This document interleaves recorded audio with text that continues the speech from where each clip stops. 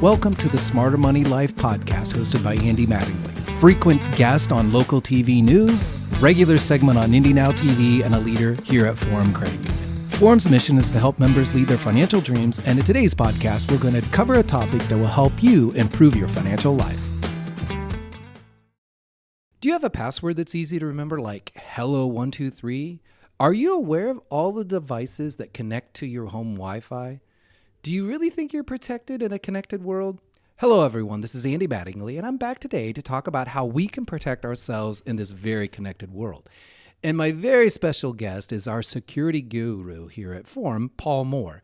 He spends his nights and days helping all of his teammates stay protected from the bad guys. Paul, thanks for being here. So, Paul, we're going to start. I've got a few questions, but, when you have anything you want to add in, please do. But, the first place I wanted to start with is, why is it so important to keep all of our operating systems up to date to keep the bad guys away? Every month, new bugs are found, new ways for people to hack your computer. If you don't stay up to date, those bugs just keep piling on, and it makes it easier over time for the bad guy to find something that is going to be able to take over your computer. Yeah, so the big companies like Microsoft and Apple and all that, they spend a lot of money trying to keep us safe, right? But it's only as good as us updating the operating systems. It is, and like all the programs these big companies make, they make big programs, so it's just impossible to have a perfect application. So they always are just going to find something. So yeah, there's always someone out there looking to get in, isn't there? Yep. Yes. So I talked a little bit being very facetious about passwords, but what do you think about how to make a strong password? Because I think some people struggle with that because they're like, I can't make a strong password because I can't remember it then. And so then I'm going to write it down. Yeah. So, the temptation is they're hard to remember, and everybody wants you to have a password. The biggest thing to remember is you don't want their password to be associated with you. It's very tempting to use a pet or a house or an address, but there's been so many breaches just in the world over the past forever, it seems, that the bad guy knows probably more about you than some of your closest friends. And so you need to not have your password be something that's related to you in any way. The ideal scenario is to use some kind of password manager out there and to just do completely random passwords. It is painful. I usually tell people give it 3 to 6 months before you give up on the password manager thing, just because, if you live in the digital world today, everybody wants a password, and if you start changing all your passwords, it's going to be painful, and it's a change in your routine. But it's definitely worth it, because if one place gets breached, then that password won't work anywhere, and the passwords aren't enough anymore. If they offer it, MFA, multi-factor authentication, you need to turn that on because you need the second level of defense. And there's a new thing out there called passkeys. Most people call it passkeys. There may be some marketing terms that call it something else, but Microsoft, Google, all the big companies are starting to lead you toward that, where instead of having to have a password and a 6-digit code, it'll just tell it to trust your phone or some other device, and it'll just say, hey, is this really you logging in? It's better because only people have access to your phone, but it's important that if you do that and your phone is your password, they require it most times, but make sure you have a PIN and preferably like Face ID or a thumbprint on your phone to secure that, because your phone is now your password. And so are some other options for multi-factor authentication, like when they want to text you a code and you have to put it in and things like that, or maybe you set up a PIN or something like that, or what are some of I know it's evolving, but what do you see some people out there that maybe are still using? Especially in banking, text messaging is easy, so it's the most common thing. Really, texting is not secure. It's not like just anybody can see your text messages, but it's also not that hard for bad guys to end up finding out what your text message says. So, and if you have an option to not use text messages, I would use like Google Authenticator, Microsoft Authenticator. It doesn't really matter what kind of authenticator you use, unless you're doing the passkey thing. Unfortunately, right now, the way it is, like if you're doing a Microsoft passkey, you have to have the Microsoft Authenticator. So that gets a little frustrating if you live in multiple ecosystems. Got it. The Apple world makes it a little easier just because they control everything. That makes sense. Now, I think you mentioned this, but I want to come back to this for our listeners. You really shouldn't use the same password across everything, correct?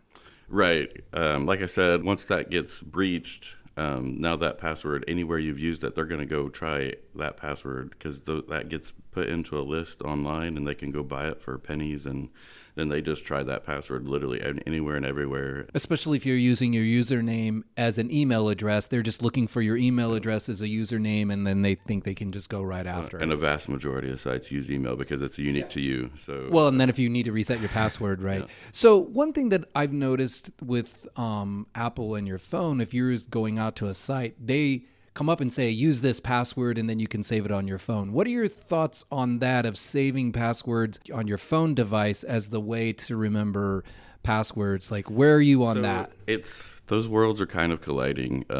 In general, the only flaw to that, like with Apple, those passwords are great if you have an iPhone and a Mac computer, because you're within that ecosystem. But if you want to go use a Windows computer, then that password isn't going to be. And then you can't find it, right? And you can't find it, or you're going to have a good password that's a 20-character random password, and you got to type that in on another device. So there's nothing wrong with using that. That's better than having fluffy2 as your password. Right. But it's the ecosystem problem, and so that's where a third-party password manager can possibly be beneficial because it's ecosystem agnostic. Okay, that makes sense. Well, I want to switch gears a little bit because we've talked about passwords and sites you're going to, but let's talk a little bit about, securing your home network, because I think some people forget about that. That's a way that people can get in, So what are some of your tips on how people should secure their home network and Wi-Fi and all of that? It's come a long way nowadays. Back in the day, you'd buy a router at the store and it would come with a default password, and we'd change that. Most of the time, it's asking you to set one. And so the wizards that come with that encourage you to set a password. I'd still generally try to do the same thing. Like, people are going to know some things about you, so don't. Similar concept to passwords. Don't use the same rules really apply.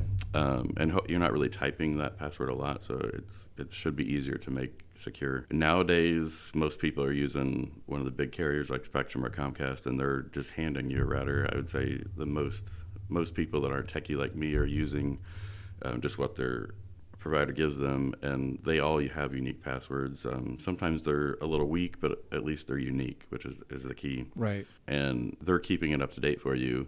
I will say, if you do have a router that you bought and it's more than like 5 or 6 years old, it may be time to it may not be getting updated by the manufacturer anymore, so it might be good to either buy a new router yourself or talk to your ISP to see if it may have improved technology so you can have more devices on your network. The devices will work better. We run into that fairly often, that someone has a really old router and it causes connectivity issues on top of the security issues it has. Sure. And so you want to try to keep that up to date to make sure that it is getting software updates. Now, the next topic I want to talk about is this idea of securing more than just your phone and your PC, because I think people that live in a connected house forget that every single thing they put on the Wi-Fi could be an entry point into their system if they're not careful. So what's your thoughts on that? Like, how do you make sure that your entire network of connected devices are secure? So the biggest thing there, and I have a lot of smart devices at my house, but I try to only use reputable brands because they should be more trustworthy on where it's phoning home to. Like at least Google, that Google is a company that has stated that they are respecting your privacy and stuff, but you just go buy some cheap knockoff thing off Amazon and you plug that into your network, you don't necessarily know where that's phoning home to, and now you've given a backdoor into your home network, and it doesn't matter how secure you are because you just invited them in. So my biggest suggestion there is to try to stick with reputable brands of all the smart things. The smart things are really cool. Like I can walk through my house and turn on and off half my lights, and we can make our robot vacuum, and it's really cool. But make sure that it's a reputable company. You may pay a little bit more, but that's the price of security. Yeah, I think that's a very good point about making sure that it's not just the quality of the device, but it's the security you get. And, there was a recent story about someone who'd bought baby monitors, that were connected so they could see everything. And that's how someone got into their network, was because it was a company that didn't have great security. And I don't think most people think that a baby monitor could be the entry point into, getting all of your information. But it is, like you said, really important to do those types of things. And it does tie back to earlier too. So like if you use Google or Ring, it doesn't really matter. The password that you have on your Google account and having MFA, like that's ultra important, because that's the way into all the things. Like, so, you have cameras in your house, and if you have a weak password on your account, then they know your password because it's been breached if you're not doing good password security. So now that's how they can just see everything. And I think the other point that you mentioned about buying from a reputable company is they need to have protection because they're storing all your passwords and stuff. And so if they get breached, which there's always breach, if they're not good at that, then all of your information is out there and you might not even know it because they might not ever report it. So we've talked a lot about security and stuff, but I want to talk a little bit about some of the things that you talked about. So this is a question. You can choose to answer it or not. But do you share personal information across all of social media, like your birthday and your wife's maiden name and your mom's maiden name all across social media? Do you think that's a good idea to constantly do that? Social media has a lot of good things, like it helps you keep connected and it can be fun, but you need to realize, like, we feel like it's anonymous because it's typing on a keyboard, but some of the things you're posting, would you go to the public square, back in the day and just start yelling that stuff? Exactly. Because that's essentially what you're doing. And the bad guys have access to all that. And so the more you publish, you're not just telling your friends, you're telling the bad guy. And also, social media collects a lot of that data about you, and then it ends up getting sold. Right. And so now the entire world knows everything about you. And in with the advent of AI, they could go through millions of social media posts looking for something about someone. And I think people forget that a lot of the challenge questions that they have set up on their account for security, then they start posting the answers out there, thinking that no one's going to see them. So yes, you're right. That's a very good analogy. I'm going to use that. Would you go to the public square 20 years ago and say all those things? Probably not. Probably not. Are there any other pieces of advice you would give for people, in this connected world, protecting not only their online place, but also at home? Any other things that we haven't talked about that you think would be good ideas? The biggest thing out there is that, we've talked about people using your data. They know what your hopes and fears are at the end of the day. And so, and they know how to get a reaction out of you. So don't click on something. If something invokes a feeling in you, you need to turn your computer off and walk away, because there's maybe a 50% chance, especially if it's a rando, not just, if it's your family or friends, like it's possibly real, although you got to be careful with imposters on that. But, the more emotional something is, especially on social media, but even an email anywhere, the more you need to step back and be like, hey, am I reacting to this emotionally? Because the bad guy is going to take advantage of that. There's a lot of, they call it malvertising, like advertisements out there, and, algorithms on Facebook that the bad guy just buys an ad on Facebook, and now there's an ad that takes you to a scam site. You need to be really careful on what you're clicking on. And I bought a house 4 years ago, and I was getting ready to paint some rooms, and I watched an Instagram ad, and it was really cool. Like, hey, this tool kit to paint all the corners. I hate doing edging in my house, and I bought this thing. We all do, Paul. Yeah, and you got it, and they made it look real easy. When I got it, it was a piece of plastic with some cheap foam on it. So like, you need to be really careful about what you're buying online. Yeah, that's a very good point. And a good point about that. If it evokes emotion, then men step away. So like, really any time of the year, but a lot of times around the holidays, you'll get especially, around the Christmas and that time of holiday, you'll get the message, hey, your Amazon order can't go through because there's something wrong with your credit card. And if you just click here and put in your credentials, we'll get this order going. And you're like, wait, oh no, and it's like, wait a minute. And that's good advice. Hey, stop and think. Amazon's not going to send me a text. They're going to put something in the Amazon app or something like that. That's not how they normally or connect with me. Or go log into your Amazon account and see what's going on. See what's going on. Don't interact with the text message. Yeah. There's a lot of. I actually just got a text yesterday. One of the new scams out there is, hey, are you busy? And you're like, hey, wrong number. Like, oh, hey, sorry, nice to meet you. And then they become like your best friend, and that's one way you can lead to romance scams. That's one way you think you're helping out a friend in need, or not a friend, but a rando in need. But you have a compassionate heart, and you just want to help them out. But if you don't know the number and you get a text and you say wrong number, and then it turns into something more, you just needed to block him and delete because it's going to lead to something bad. And with AI coming out there, you get a call. You used to get a call from a bad guy that says they have someone important to you and they want you to buy them gift cards or whatever.